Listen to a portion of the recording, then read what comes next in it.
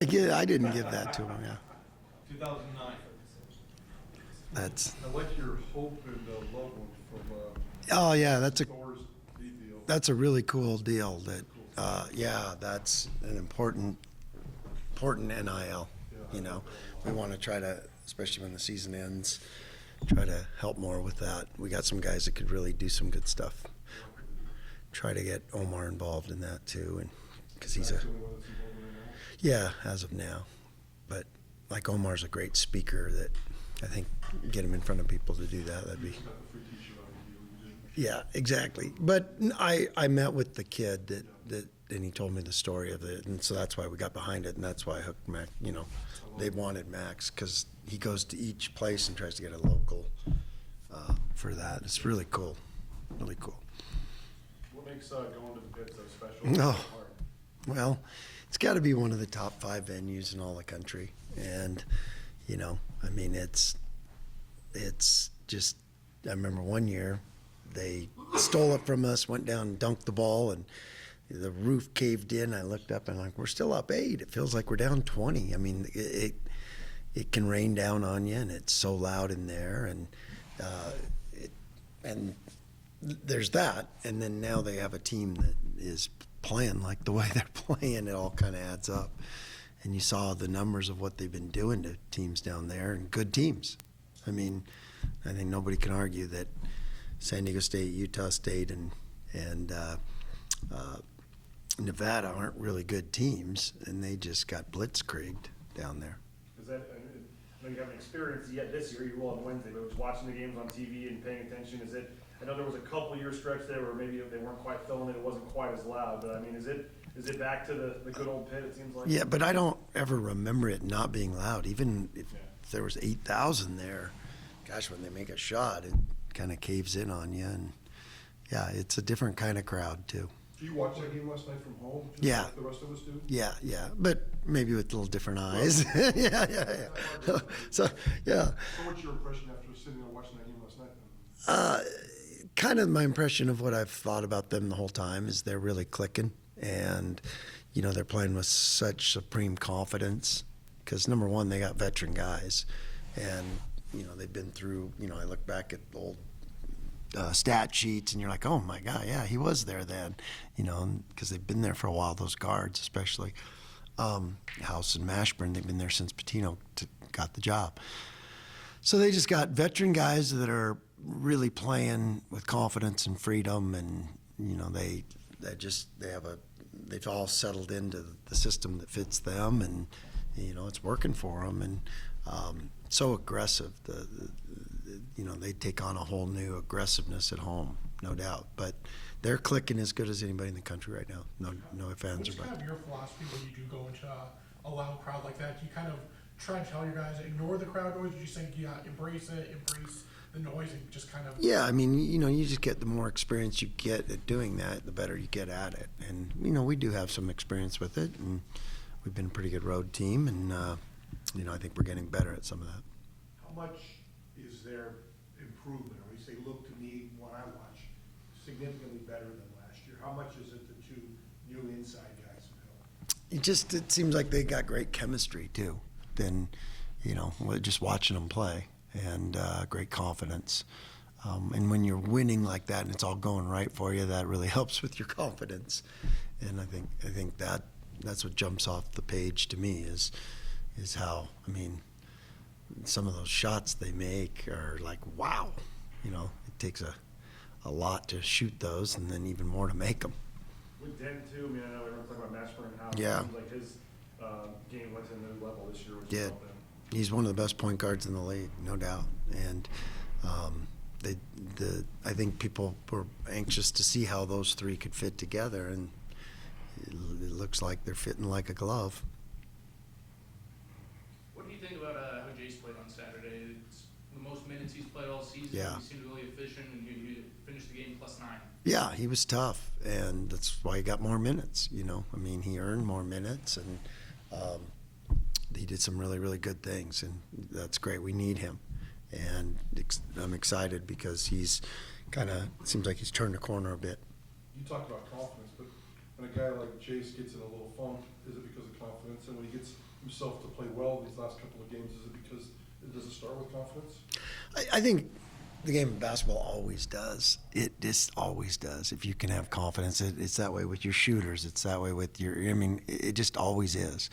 And, you know, our job as coaches is to try to give them the tools to pull themselves out of those situations. Because you can say what you want and you can try to put confidence in a guy, and but ultimately they have to be able, they're the ones in their own head, they're the ones that have to do it. But, you know, as a coach and as a program, your whole program has to give the guys tools, as many as you can, to be able to respond to those things, because everybody's going to go through that, ups and downs and crisis and come out of crisis, and it's just athletics. That's life. I mean, you're either in a crisis, you're coming out of one, or you're about to go in another one. That's life. And so, you know, that's, everyone talks about sports being a great lesson to it. That's what we try to do in there. I mean, you know, we had a lot of guys that care, and we put, you know, we're playing great and we're having a good season, and that loss to them Saturday was devastating. That's a crisis. And to teach them and how, I mean, you don't just plow through with a hammer. You give them tools other than a hammer to get through the tough times and the tough things that are ahead, and the challenges that we're going to face, and the crises that we're going to go into. And with, you know, that's how you come out on the other side, not just, you know, all right, we're going to hammer our way through this. It's, you know, that's kind of the old school way that there's better ways. Did you practice yesterday, or did you come today? No, yesterday was day off, so we got today and tomorrow. We saw RJ come in for a little bit. You know, you last few games, you guys have been doing an 8-man rotation. Are you trying to build him in as that 9th man in there? Or? Yeah, I mean, I'd like a 12-man if I could, you know, and because we need it. You know, we need help off the bench, and, you know, you're also going to play at altitude, so there's a difference. There really is, and we have a great formula how we manage it, but that's where you need somebody to come in and help you. I mean, just to sub and have it hurt you can cost you the game, but, you know, especially in these 1-2 possession games, I mean, you know, you don't want to mess it up for them by overthinking it and over subbing. So it's a fine line. But I'm not saying those guys did mess it up, but we've got help off our bench lately, and they're developing at practice. You know, you have to see it out here. You know, don't go to games to practice your shooting. You know, go to games to do what you've been doing, and it's that with all the skills. And so, you know, when guys understand that, that's when they make a big jump.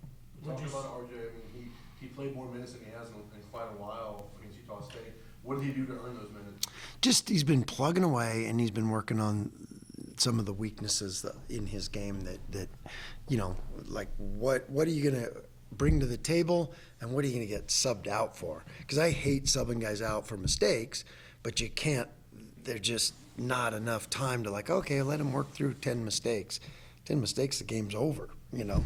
And so they've got to know, like, okay, if I go in and do this, I can earn extra minutes. And, you know, so we try to communicate that with them, and then they get a chance to work on it out here, and he's been doing that.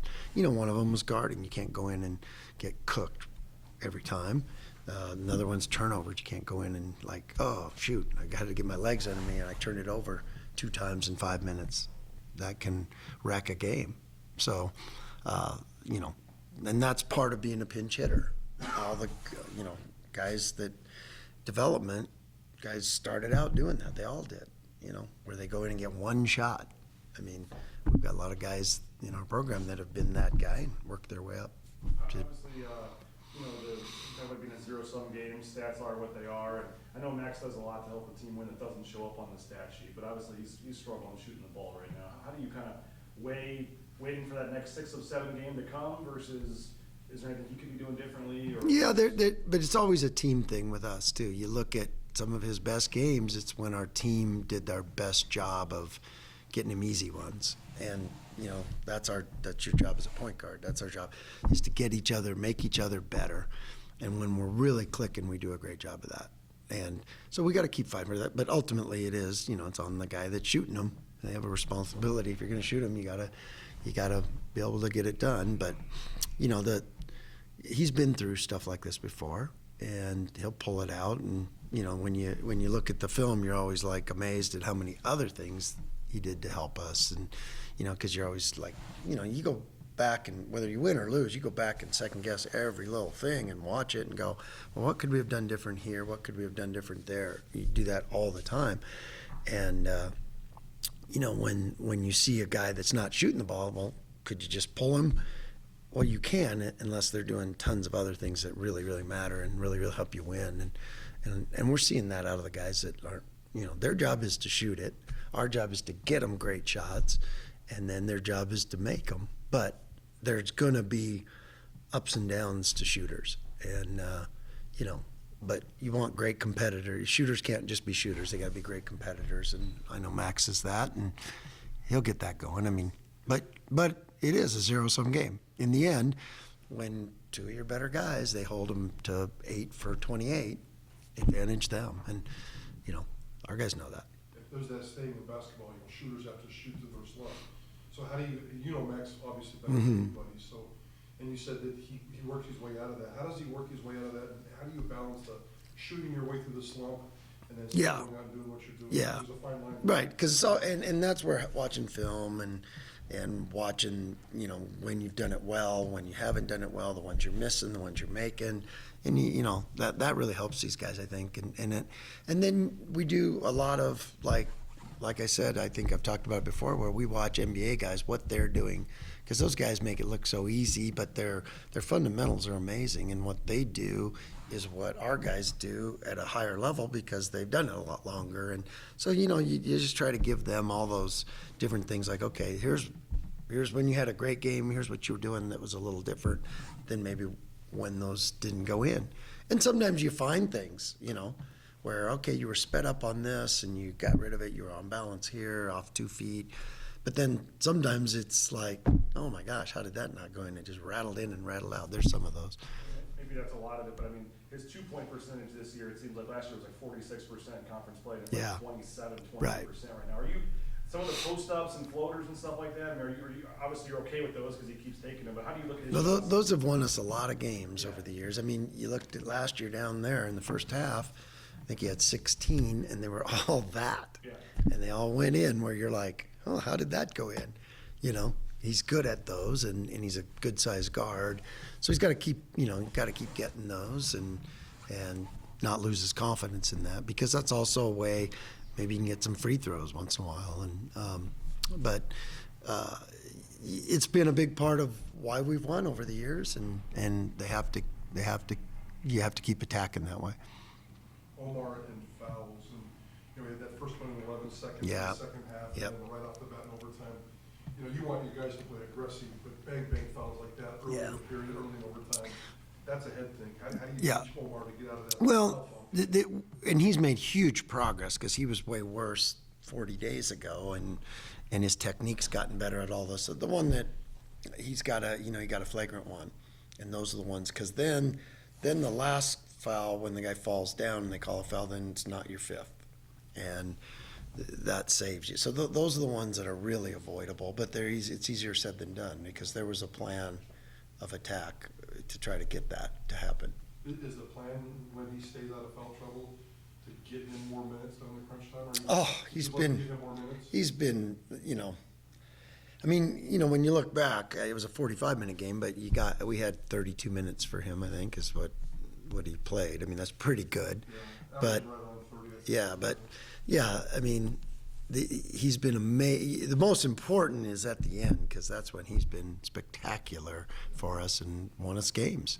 And so it's so important to be able to manage his fouls and manage the game, to have him in the end. And that was hard at Fresno, because he had 4, and I had to keep him out. And it was like, if you sub him too early and he fouls, then you don't have him the last 3 minutes. If you sub him too late, then the other team's won. Is 3 minutes your magic number? I don't. It's a feel thing. Because that 3 minutes might be a defensive possession, and it might be, so it might be, okay, let's get through this defensive possession and try to bring him back in then. Or, I mean, there's no, it's also a feel of what kind of run the other team's in, how the game's being called. There's a lot going on. You can't just say a stone cold But you need him those end game minutes. He's made so many winning plays. You know, that rebound, the free throws he's made, all that kind of stuff. Leon, you have a lot of good shooters on this basketball team. Max Yeah. is one of them. But in the league, 11th in field goal percentage. Is there a denominator there? Is it simply just it's not going in? Yeah, I've got some ideas that I think that can make us better and make those guys better. And you know, it's when you look at when we were playing well and shooting well, what it was and what it is now, that there's some differences that we got to get solved. With Jason, Roddy, you know, San Diego State gave you played them a lot together. We've seen that. Mhm. Then the last game you were kind of you mentioned Jace, but late in the game you're kind of subbing them one for Yeah. each other. What's kind of what do you like about them together? What do you not? I like it gives you, you know, we don't have a ton of ball handlers and a ton of guys with, you know, that can go by guys. And, you know, we got good size guards, you know, a lot of big wings and Buzo and Max and then, you know, Andrew's big, strong wing and Keen, but they give us two quicker, smaller guards. But then on the other end, the other team, you know, depends who they're matching up against. Sometimes the size, you know, they'll go at one of them with the bigger guard. And so, you know, Utah State had some bigger wings that kind of were a matchup problem a little bit, and they went at, you know, a couple of those guys right away when they got in the game. So there's always that. And you got to figure out what's, you know, different games. You know, San Diego State presses the whole time, so to have two ball handlers out there was great. Utah State wasn't hurting us with that. You mentioned Roddy on that last play, kind of coming forward. Maybe was that when you look back at the tape? What did you see defensively on that? Yeah, we all fanned out worrying about the three and afraid of losing instead of guarding and doing our jobs. And you know, you got to get that ball stopped. And you know, we'll learn from that though. Those are end of game situations, and you know, we'll get better at them, and we're usually pretty darn good at them. But there's a lot going on, and you know, I understand what he's doing, and I understand what those guards were both thinking, because him and Max were both back, but they, you know, they got guys that a three beats you there, so they're thinking, and Brown is one of the clutchest, and we had talked about that. We had talked about in the end, they're looking for him, and so he ran to, you know, that's rattling in his mind, and so you can't, you know, there's a part of me that, yeah, in hindsight, oh, let's go double Martinez. Now he throws it to Brown and you lose. So I get it, but we can't be afraid to guard, and we can't be afraid to, because I think sometimes in that situation, you know, Omar was a little afraid not to foul probably. And maybe if he's aggressive and goes and beats it, we win. But that's all hindsight and Where's an N1 and you could lose? right, exactly. There's a lot that goes on, but it's always crystal clear in hindsight. But again, I go back to giving Martinez a ton of credit, because a lot of, you know, when that clock's going, it's going fast in your mind. And they got the rebound and they held it for a second, then they kicked it, and then he could have panicked and just stopped and tried to hit a three at, you know, thinking he had less time, but he just kept going, and he made a heck of a play. It was a pretty heads up winning play, and that's a veteran guard that's in his fifth year, and or fourth or fifth, I think. But credit to him. But we can, you know, we've been in a lot of those situations, and we're going to be in a lot more, and we can keep getting better at them. And you know, there's other things we could have done earlier in the game that we messed up a little bit. That's just as important. It's just that one. But that's part of it. You know, we've been pretty good in those. And again, you know, there's nobody I'd rather have at the free throw line really than Omar, of how clutch he's been. And that ball just comes in and out. And if he makes that, we take a timeout and we foul. So it's a whole different deal. But again, like I said, Omar's a clutch. I guess he'll make the next two, and he did before to win us games, and he'll do it again. So just basketball against good teams.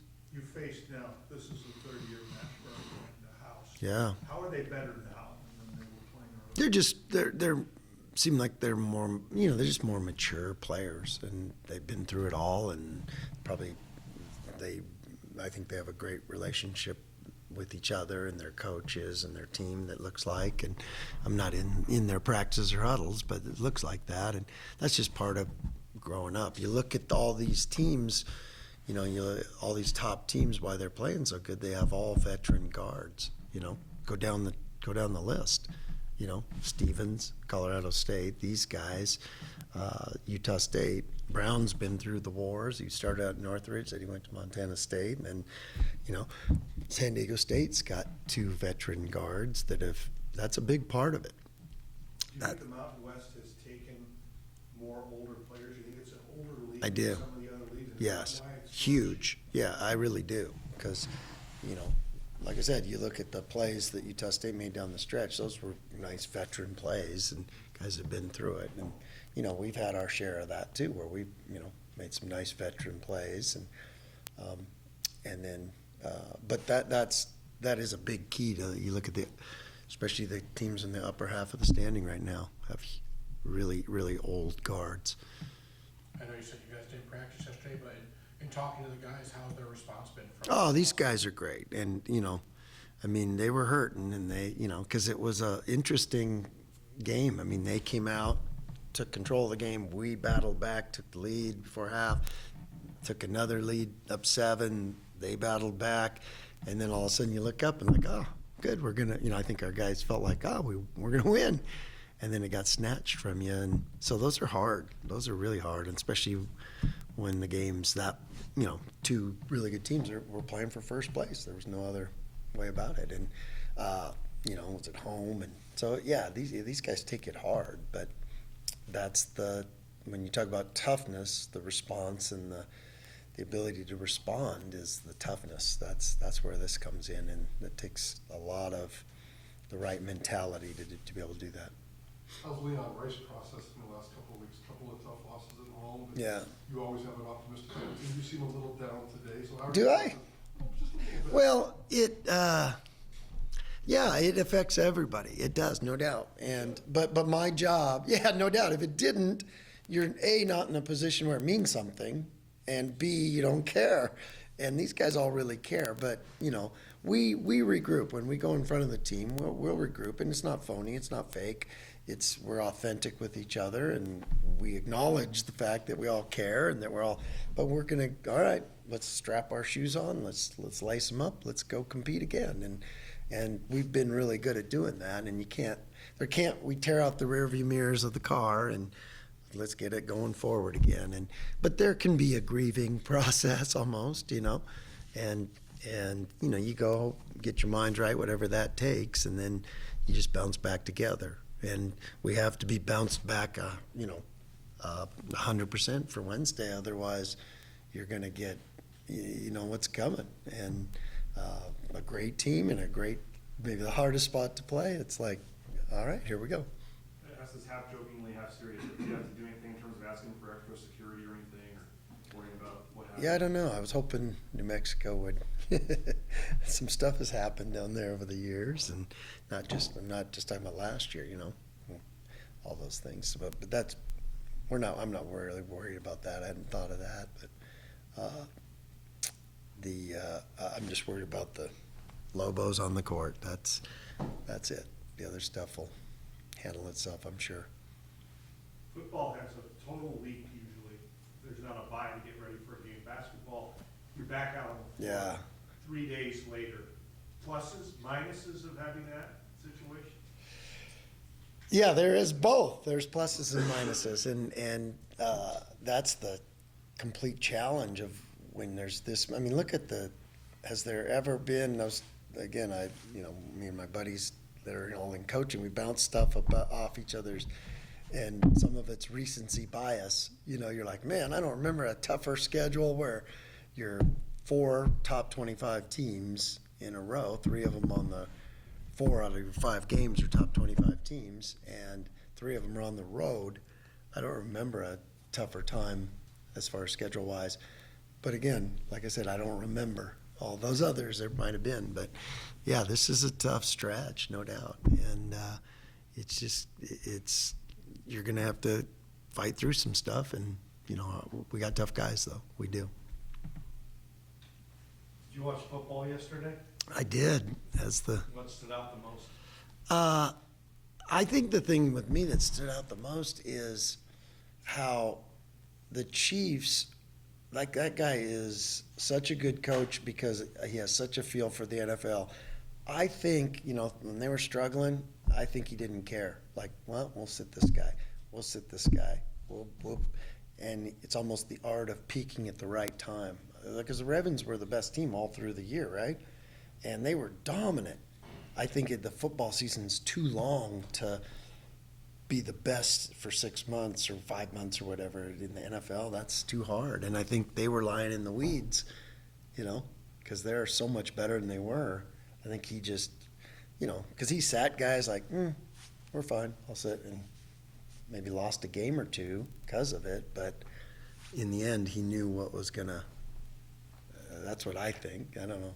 Is there truth to that? Absolutely. I think Chiefs were just bored with the regular season. But it's just too long to play at that. But after all All these Super Bowl. some random Right, over game, you're right. like, we'll see Right. if the- But there was a lot of new guys, and they were going to have to grow, but they didn't panic, and he didn't, because he's an old veteran coach, he didn't care about all the haters or he knew what he was doing. And I have Mahomes, and if those other guys would start catching the ball, which we couldn't get them to do, and then Would you be a guy like Campbell that always went for it on fourth down if you were a football coach, or would